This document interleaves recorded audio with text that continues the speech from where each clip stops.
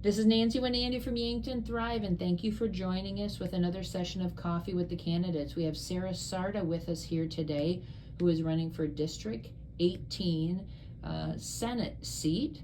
Her and Lauren Nelson are the two candidates running for District 18, and once again, voting day, November 5th, which is a Tuesday, and absentee voting starts September 20th, which is a Friday.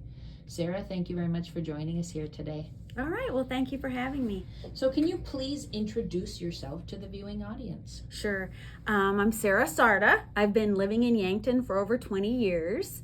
I currently serve on the Yankton School Board, and I have the honor of being the president. This is the third time I've been president of the Yankton School Board.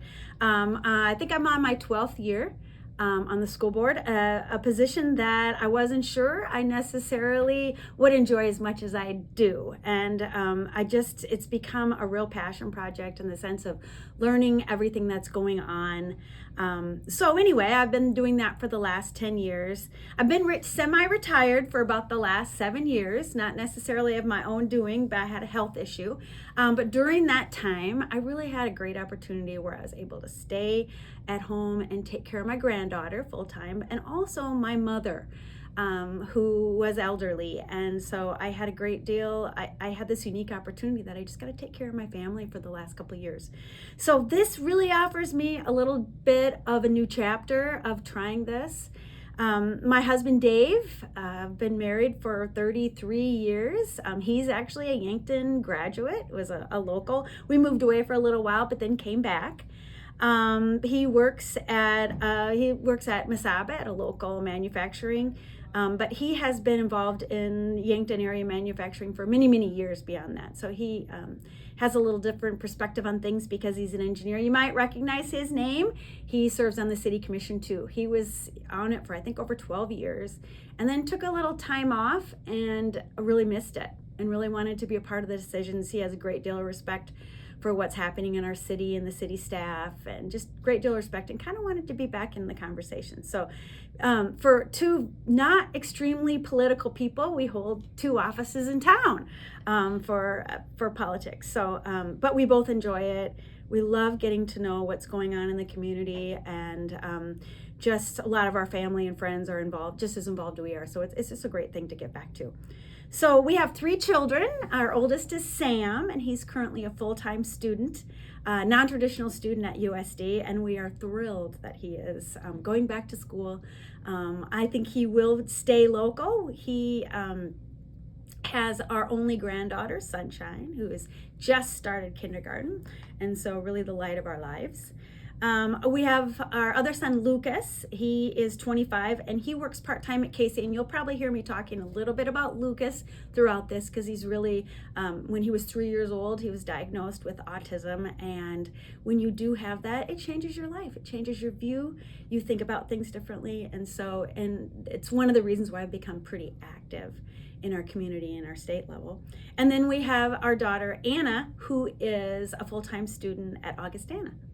And so we have 2 students, and we'll be graduating at the same time. Sam's all excited that he will graduate 1 week prior to her. But anyway, so we are excited about that. Felt they had a fantastic experience in Yankton growing up. Felt they had just a fantastic graduation experience, so we're happy with that. But before I left for health reasons, I had spent almost 17 years as the vice president and dean for student affairs at Mount Marty University. It was college when I was there, but at Mount Marty University, I really loved what I did there. I loved interacting with the students and the community in which our students interacted. One of the things I absolutely loved was working with a mission-driven organization. And really got to work with all sorts of people, but some of my favorites were the sisters, the Benedictine sisters, and what they offered. I just love to see really their faith in action. And so it really does challenge you. It really challenges you to do different things in different ways. So I take that as one of my greatest pleasures, both professional and personal, being able to work in that environment. Prior to working at Mount Marty College, we left for about 10 years, was in Texas. and I worked at a very conservative college in Texas, University of Dallas, a Catholic college. So I've really had a unique experience that I was able to, as I said, able to really blend my professional life with my faith life. And so I really see how not just one party or organization acts out on what we would call gospel values, that kind of thing. So I've had many opportunities to serve. Was also on the Sacred Heart School Board for 6 years, was president for 2 of those, or chairman of 2 of those. And it was like 2 really hard years because we had to recruit a principal both years. And so it just was a lot, just got to know a lot about the interactions of working with a private institution, how it's, again, a mission driven. And so I really enjoyed that. Again, let me shut this off here so we don't get all these noises. I've just been active in the community in a variety of ways. My husband and I are just so fortunate that so many of our friends and people that we socialize with are just as active in the community. And so we just really had a great experience of getting involved in our community, that kind of thing. So as I said before, after that, I just had unique experiences where I was able to focus on my family the last couple of years. So it's a little bit about who I am. Well, thank you for that. Can you share how your views align with the Democratic Party or the Republican Party? Oh, this is a really interesting question, and a really tough one for me, honestly. I am a registered Democrat, and there's a lot of good reasons, but I feel like in a lot of ways I don't fully align with either party's total platform by any means. And I don't know if that makes me a more difficult candidate or a more attractive candidate. I truly, I'm used to, and my husband's used to, running in these elections that weren't politically affiliated. You didn't run on your party. And I really liked it that way. And in fact, the first time when I ran for school board last time, it was the first time really that I had to campaign, and I looked through voter files, and it was really the first time that I looked and saw, oh, this person's Republican, oh, this person's Democrat. I had just never viewed things in that way. But that's not the way our system runs. We have to, and especially in this, our system is set up with these parties backing the candidates. So again, I definitely feel as though I can see from both sides. I take a lot of the values of the Republican Party, but I also take a lot of the values of the Democratic Party. And that is one of the reasons why I was really kind of surprised that I was approached to even run for this. I was approached last fall about running for a position. And I was kind of surprised by that because I wasn't deep in the party at all. In fact, I couldn't be. All the meetings were always at the same night at school board meetings, so it didn't work out. And when they approached me about it, I wasn't sure that is something I would want to do. And it was actually Ryan Schrock was one of the first people, and he just said, well, just hear me out and let me just explain a few things. And so I told him that I would really think about it. And I would talk to my husband, and I would talk to a few people and figure out where I'm at with it. And to be honest, I was shocked. My husband was completely supportive. And I kind of said, oh, I'll have to talk to my husband. And it reminded me of a story of when our kids were little, when our kids asked for hamsters. And I knew to say, oh, go ask your dad, because I knew it was going to be no. Well, then somehow we ended up with 16 hamsters in our house because he did not say no. So it was one of those situations where I was surprised of his support, and so it was great. I ultimately decided it wasn't for me because I really felt like, hey, I'm going to be in the school board. I'm committed to the school board, and honestly, because I was taking care of my mom, and that was really important and the time consuming about it. But when I finally did become again and again approached by people to think about running, especially after the primary, after the Republican primary, a couple things that I decided I would do it, and it based on a couple things. And one, that I would vote my conscience, that I wouldn't be tied to a party's political views. Because of that, I was assured that that's not a question, that the party would not demand me to vote all within the party, and that made me feel a lot better. I didn't want to say anything negative. I don't like to be a part of that where it's negative, it's us versus them. So I was assured I wouldn't do that. And then also that it couldn't just be about me, that I had to be assured, like, is there support out there? And all those things I was assured of, and I have found. So it had to be a team effort. It can't just, like I said, couldn't be about Sarah Sarda. It has to be about support for Sarah Sarda. And so again, I've been really pleasantly surprised about the amount of support and amount of people that are willing to stick their neck out in the same way I'm sticking my neck out. And that's been really gratifying. So, like I said, I liked it best when I didn't know party affiliations and that you just voted for the person. And that's where I think I can offer, and where my husband and I have both taken a lot of pride in, is that especially in the local election, and to be honest, keep the national election out of our local elections. Let's talk about District 18. Let's talk about what's good for this area. Let's talk about what's good for Yankton. Let's talk about good for our farmers and the different areas that are involved. That's what it's really about. It's about not bringing national agenda with preconceived votes into this. And that's really, really important to us. Very, very important. So I feel like I would do, as far as coming in as a Democrat, I feel like I would do the same thing I did as a school board. That it's truly about being a representative of the person.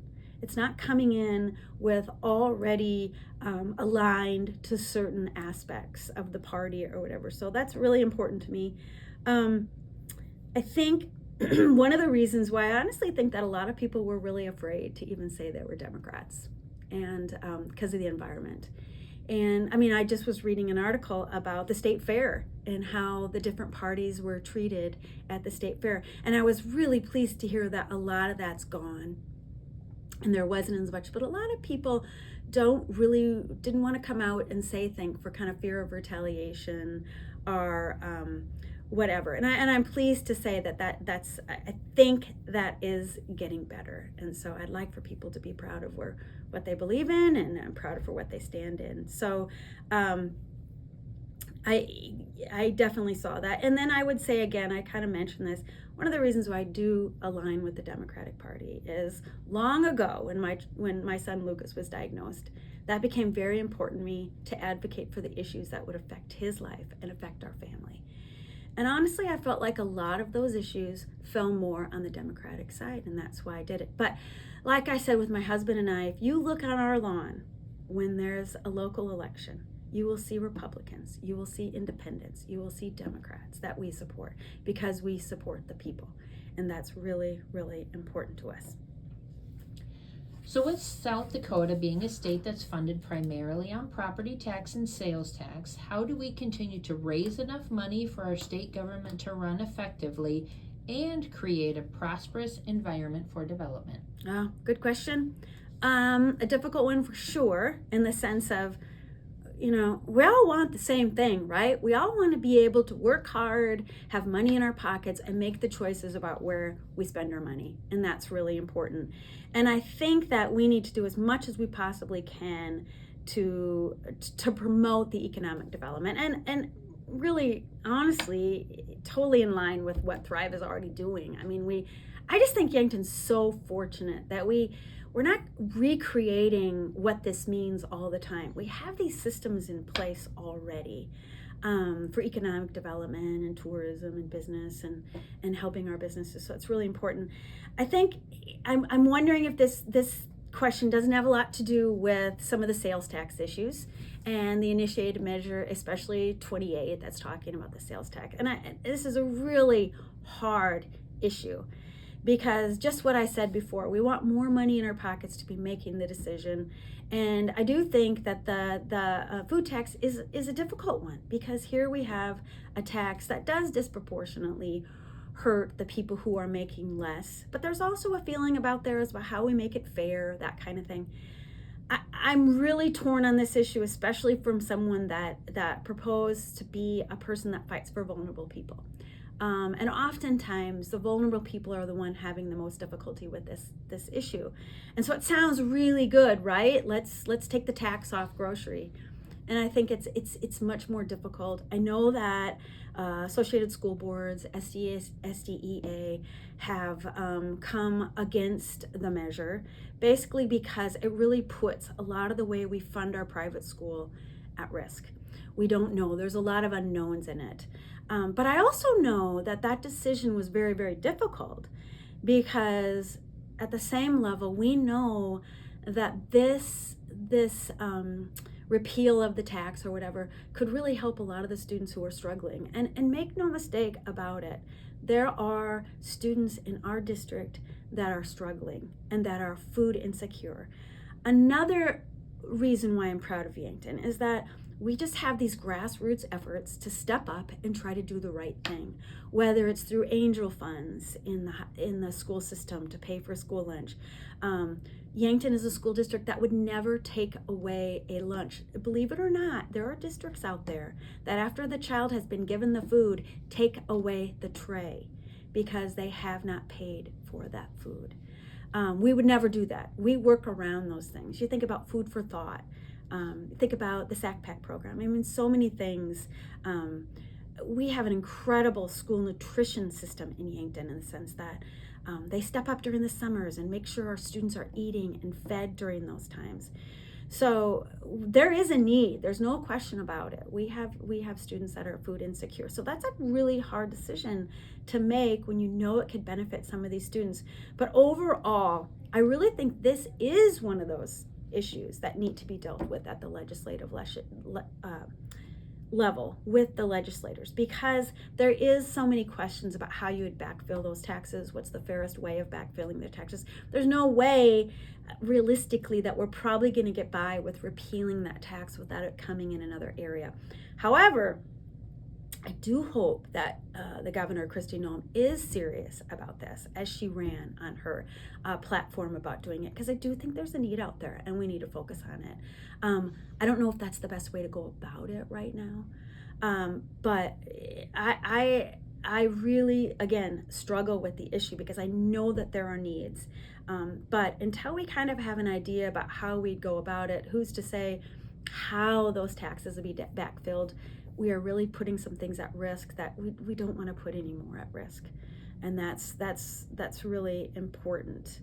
I also think, away from that particular issue, I think we need to be doing some of the things our district does really well, or the city does really well, in promoting manufacturing or new businesses, whether it's through tax incentive funding, whether it's through promoting our local businesses and buying local and those kind of things. Those are all the things that are going to help us fund what we're already doing. So, as a member of the local school board, you might have a different view than some people on this topic, but what are your views on funding public education systems in South Dakota, and what will help our kids in South Dakota be prepared for post-high school options? Of course, I feel strongly about this issue. This is probably the reason why I'm running, and that a candidate to be able to step up and really advocate for our public schools. Again, I want to make this clear. I am a public school advocate. I'm passionate about education. I've given my life in some way to educational agencies, whether it's at the higher education level or at the public school level and private school level. I have no problem with private schools. In fact, my children attended Sacred Heart School, an amazing education. I still hold that as some of our kids were very well prepared, and amazing teachers, amazing faith-filled environment. However, that was a faith decision, and I do not expect others to pay for my faith decision. I appreciated what the church did. I appreciated that they made it a mission, and that was important that we educate our children, not just in education, but also in the faith. So that's very important. So to know where I stand with public and private. I am biased about Yankton education in particular. I think we have a phenomenal school system. And if you don't recognize it, ask around, ask in the state. They're seen as leaders. You look at what they're doing. I'm always impressed with how they strategically plan and what's important in their strategic plan. But I'm also impressed with them taking on new and innovative things, like taking over RTech, for example, so that we could create the career and technical education for all our students. That, of course, I'm a higher education advocate. I love higher education. It's important to me. But not every student goes that route. There are all sorts of opportunities. And I think Yankton in particular does a good job of meeting the needs of the local and tying it into what are our local manufacturing needs and how we help the students even in high school. And it also helps our own students because it helps them get prepared to even fund their next level and being a part of the scholarships and those kind of things. So I think we have to be very careful about how it's funded. I think people automatically assume all my tax dollars locally go to my school district, and it doesn't. That is not the way the state funds their school. It goes into a general fund, and then the general fund gives it back to the school districts per pupil. So that is how that is done. So it's if you're paying taxes and you don't send your child to public school, it's not going. The schools isn't just using that as excess funds. That goes to the state, and it's done that. So it's important that we keep the structure of how we're funding. I do think it's unfortunate that communities are they're forced to do things like opt-outs and that kind of thing, because it is a constitutional. It's constitutional that we educate children within the state, and not all education systems are different. I'm so pleased that Yankton is such a pro-education area, and they recognize the value of that and the value of the education of our students, but also the education and value, and that it's important enough that we'll do the right measures to make that happen. Prepared for post-education, I think that's absolutely what we're all about, right? That's the basis of education, really, when you think about it. It's preparing them to be adults. It's preparing them to go into the society, but also to be skilled enough to be contributing to that society and meet the needs, quite frankly, of where there is openings and what that. So that's very important. And again, I know I'm biased, but Yankton does this extremely well. So as a member of the RTech board, I just want to clarify a statement that you made when you said took over the RTech building. Yeah. It's the building that the school district purchased, and RTech, and so you're referring to it, the district or in the community, is the CMT building. Yes. CMTEA. And then RTech as a nonprofit organization is still existing within that building with a shared use agreement. So I wanted to clarify. Sure, but it offers our students some of those skills and trades at such an early age, to where upon graduation they've got an opportunity to have those skills already, or at least be exposed to those different industries, right? Yeah, absolutely important what the school district does for on the technical education side, as well as what the RTech nonprofit does for adults. They do not do, other than the entrepreneurial camp in the summer, they only work with the adult programming. So just clarifying that for the viewing audience. I understand. I think the school district has greatly benefited from that relationship in any way. Yes, absolutely. And I hope in turn, the other thing I would say about public education is that one of the things that I hear again and again and see is how difficult it is for the teachers in the environment. They're well-intentioned teachers in the classrooms day to day, working with students in some really difficult situations, and they're being called to act, and not just teaching the students, but caring for them, or assessing their safety, all those kind of things. And yet, and sometimes in an environment where they're constantly being speculative about what's happening in those classrooms and indoctrination and that kind of thing. And I do think it's interesting about some of those people that are the loudest proponents, or I guess against that, is the very people who want to take that money for the school funding and create their own school systems that, in a sense, do indoctrinate with those things. So I do think that is something that is a threat to the public school and the public school funding. So property rights have been a big topic in the past few years. Explain your views on property rights. Well, obviously, how can you not be an advocate for property rights, really?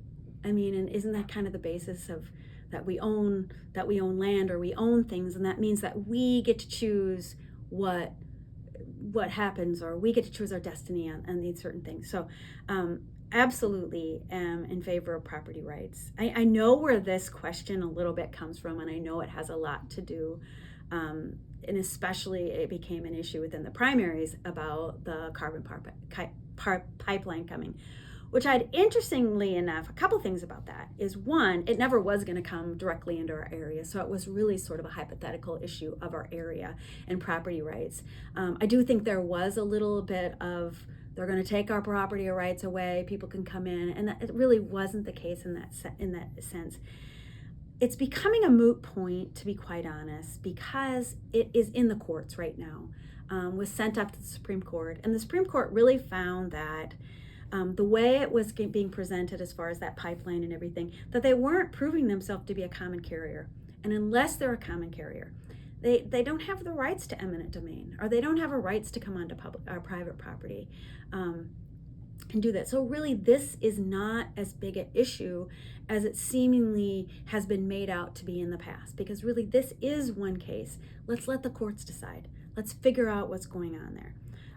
So I think that's really important. Now, if I'm a landowner, I'm not a farm landowner, of course, but I don't want someone coming in and telling me what they can and what I can and cannot do with my land. I don't want them saying that this particular agency is more important than my private personal property rights. I don't like it. I think the question is always about, when is eminent domain appropriate, right? When do we take the needs of all or an organization over the needs of a right property? And that should only be used in the most exclusive of things, whether it's like at railroads or commodities, or when the electrical panels came through, those kind of things, because it was the greater good. You don't take it. You don't necessarily. You need to be careful about who you allow. So I think the courts are going to decide this, and it's going to make it a lot easier as far as that happens. I'm not sure of how it will end up being, that kind of thing, but I think we need to be supportive. But I will say this: when this situation came up, and I've asked around to very different agencies about this, I really do believe that it was for a good purpose that people voted for this. I really do, because at the heart of it, it was trying to help, especially our farmers, especially the corn growers, have a new market, be able to increase their profitabilities, and help South Dakota in general about giving an opportunity to create a new prospect of, as I understand, whether it's rocket fuel or whatever. I honestly think that's probably a pretty good idea for our corn growers in that. And I do believe that when people supported that, they were supporting the farmers and, again, a particular corn growers. So I think at the heart of it, I think we got very politicized with this decision. And ultimately the Supreme Court is going to decide it. So how do you intend to work with those who have different views than you? I feel like I do this all the time, quite frankly. And I don't think you can be a Democrat going into our state structure without knowing you are going to be working. And you're going to be working for the common good. No question about it. A Democrat can't go in with a list of agenda that they are going to absolutely get done. That's against what they're going to do is work with the other groups and offer a different perspective. And I think that when you have a lopsided situation that we do, you lack that different voice that sometimes can give you a different way of thinking about things, that hears from different constituents. So it's important that you hear all voices. And I think going in there, I think that's going to be what I could offer as a valuable voice, that you hear from different things. So there are agendas there, and I don't know if people understand the current situation in Pierre, especially when you have such a lopsided. It's just sort of human nature that you're going to go into factions, and there are factions, and there is enough of factions in the areas that really reasonable Republicans and reasonable Democrats are going to be working together and probably doing the best legislation, quite frankly, together. And I think that's important. I also think that a Democrat or someone that comes in, again, who I believe is, I was once told that don't use the word moderate. People don't understand what moderate is. So maybe let's just say reasonable. That's what I've been told, to use the word reasonable again and again. That reasonable people, that we can play a little bit of defense with some of the frivolous things that are happening in peer. You would think some of the things that are the most important things that are happening really are such small percentages of what's actually happening in our school systems, that we can kind of take the focus away, some of the frivolous, some of the more extremes, and just keep it to the middle about what the majority of the people really care about. And I guess the only other thing I would add here is that I understand in this race that there's considered a grassroots effort, that there's grassroots campaign. And I've seen this, that the grassroots, this grassroots efforts, whether you call it the Freedom Caucus or whether you call it whatever, that they have been pretty successful in the primaries, no question about that. 5 different pretty seasoned legislators are no longer going to be legislators. I worry a little bit about that when you all come in with a similar agenda. And I would say that that's, again, let's keep it to District 18 issues specifically and what we're doing about that. So I get a little question when I see things come through the mail, and obviously my husband's a Republican, I'm a Democrat. We get all sorts of mails, and I get a little bit worried when I see report cards coming out, and the only report card that matters is what the people in this district feel. When we get outside agencies, quite frankly, outside our state, giving us report cards of how we vote in the state, I think we need to be concerned about that. And that is something I'm personally concerned about. So what are your strategies to fill thousands of jobs available in South Dakota so our companies can continue to expand and flourish? It's another good question. I would say that South Dakota is sort of enviable in this situation of our really low unemployment rate, but it creates a whole different list of problems, kind of a new playbook, so to speak, and that what you used to do to try to fill people, we've got to go in different markets. It's kind of like colleges, that you can't always take care of your own you can't always depend on your own market to bring into the students that you need to do. You've got to expand your markets, think in a different way to be able to fill these positions. And so I think that of course, we all want that, but there's also realities about what happens there. We want to bring in more people to fill the jobs. I don't know the exact number, Nancy. I'm sure you do, about how many vacancies we have out there and 757. 750. Yes. As of yesterday. Just think about 757 unoccupied spots. But then think about housing. How are we going to do housing? How are we going to provide them the support systems that they need, the diversity that is needed to fill these positions and the different markets we have, and how hospitable are we going to be to the diversity and to the real issues and needs? There's been some, again, I credit Yankton with some really creative ways of trying to capture that and housing. And I know that Thrive is building garden estates, and I know that I know for a fact you're trying to do as much as you can to provide quality, lower income housing in our area. But the reality is it's not cheap to build. There's no easy answer for this to do. So I guess a lot of it has to do is people understanding the necessity to be able to, when we get these new people and how we recruit them, we have to have good, strong businesses. We have to have good, strong community support for our businesses. They have to have places that they can go to get those resources. And I do think Yankton's probably in a little better position than most communities. They're really trying to actively seek these things out. We're trying to seek out new businesses, which they've been pretty successful in. They're forward thinking about creating spots to where these businesses could come and view it. And so I think a lot of the things we're already doing, I just feel like there's no gaping holes out there that we're not doing to recruit these businesses. It just happened to do, it's to deal with people understanding how important this is through campaigns and funding and getting the bigger picture. But we're very fortunate to have, strong manufacturing. The biggest small businesses of all are farmers, healthcare, education. But to get the right people in those positions, we need the right atmosphere to recruit them to too. So, well, talking about agriculture, that's a great transition to the next question of what topics need to be addressed to support agriculture in South Dakota. Well, I think our farmers, our agriculture industries in South Dakota is dealing with what they are around the country. I mean, the profits are decreasing. And I think that's why, in some ways, going back to the whole corn growers or whatever, I mean, I do think they were trying to address some of that, how we increase the profits for our farmers. Farmers are dealing with, lower profits, higher seed, higher fertilizer, higher labor costs, and getting taxed. So I do understand some of those elements in that. And so I think that we need to be creative about how to increase the markets or increase the profitability for our farmers. And that's really important. But some of those issues are met with a lot of, they're met with a lot of concern.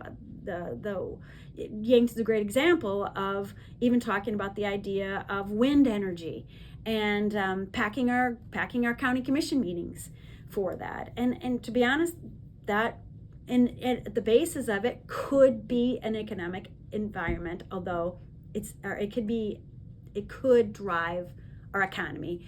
But I also understand that there's lots involved with that, and property rights and neighbor property rights and all that kind of. I don't begin to say I understand that whole issue, but I do understand that at the base of it, we need to be creating opportunities for our agriculture industry to have new markets too, and to create that we can increase their profits.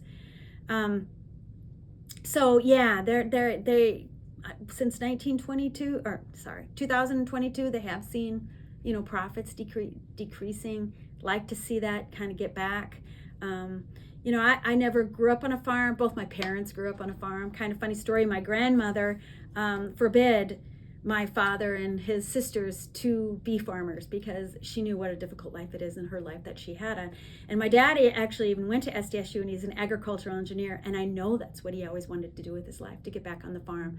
He never gave it up, always listened to the farm reports as a child, even though we had nothing, so it was always in his lifeblood about it and the farm, and that was just because he just loved it. So I do see it. Like I said, I never grew up on a farm, grew up in Beersford, heavily agricultural economy in that area. So it's always been a part in that sense. So if elected, how will you prepare for the 2025 legislative session? And how do you want to receive input from the voters of District 18? I would go around, honestly, with the current plan I'm doing right now. I mean, I've been kind of on a listening tour and seeking input. I'm not waiting for people to come to me. I want to know what to be able that I need to be even thinking about or talking about. This wasn't always in my head that I was someday going to run for Senate.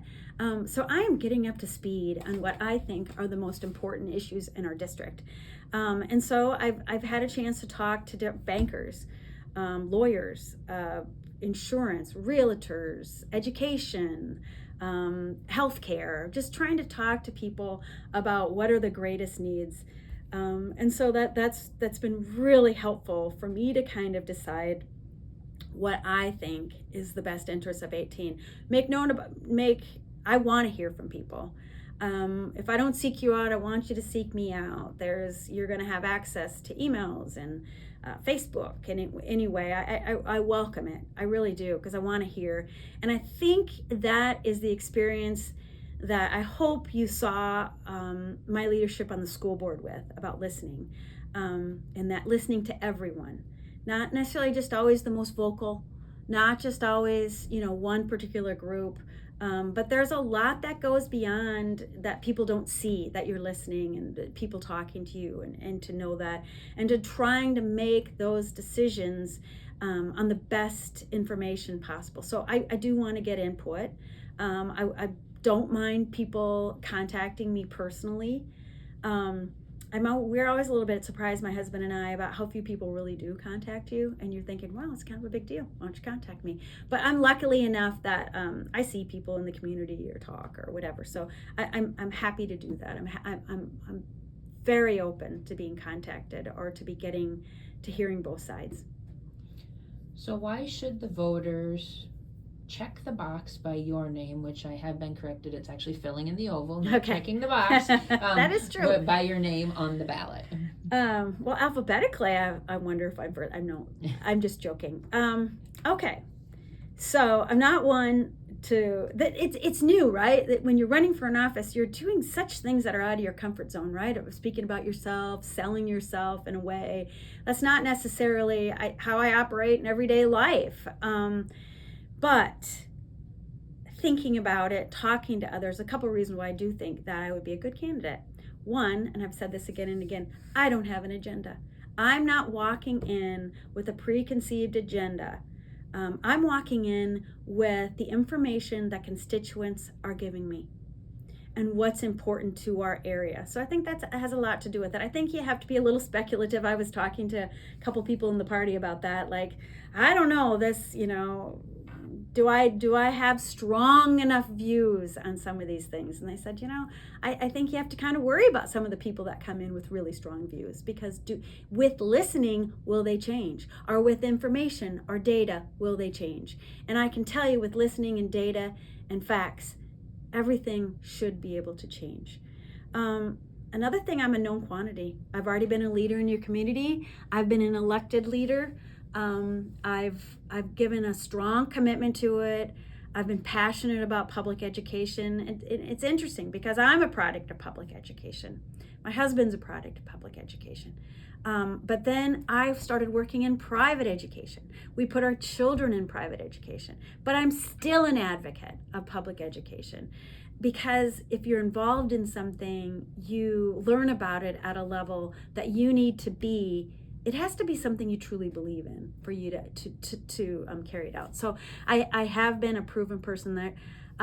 Again, my husband and I have been committed in the area in so many reasons, and committees and volunteers, and I would say that, yeah, we've just been very, very involved. I would say I'm a good listener. Ironically, I have a BA from the University of South Dakota in speech communication. But the truth is, so much of our speech is just within our listening and hearing other people. And so that's really important, that I'm a listener. I think others would characterize me as very reasonable, sensible, hardworking, maybe curious, and compassionate. I did a lot of classes in counseling, I believe, just in the inherent dignity of the person, whoever you are. Dignity just because of who you are. Our faith demands that too. I advocate for the most vulnerable. That's important to me. And I think I've proven that I make decisions that are best for the organization, and they may not be best for me personally, but they're best for the organization that I represent. And finally, my faith really drives a lot of my decisions and how I interact with people. And I've been so blessed with a supportive family and supportive friends, and just a supportive structure in general in Yankton. And it just I want to continue doing that. So are there any topics we did not cover in any of the previous questions that you would like to share your thoughts on with the viewing audience? All right, well, I wouldn't be a very good advocate for the disability world if I didn't bring up some of those issues. People might be surprised that if you look up statistics, a full 25% of the households in South Dakota have an adult with a disability living in them. So there are issues that this isn't just a minor issue. And that's kind of where I tie this into vulnerable people. Living with a disability, working through the disability, and I work through a medical disability of my own that completely changed the trajectory of my life. But it's very, very important that we understand these issues and what affects the most vulnerable. And I am such an advocate about taking people where they're at, but then helping them be productive members of our community. And my son's a perfect example of that. With a little bit of help and support, he works part-time, he gets involved in the community, and I'm just really, really proud. And it becomes, those programs, I know a lot of people think are a money drain. They're cost effective in the long term, no doubt about it. As far as the school system, I would say that our special education funding in particular is hitting a very crisis point in how schools across the state are dealing with the students that have the most needs in our system, and that is a right of a free and appropriate education. We need to do that for all members, but the state as a whole needs to really look at that in the sense of how we're funding it. It will be, and that is one of the areas that I did get involved at the state level.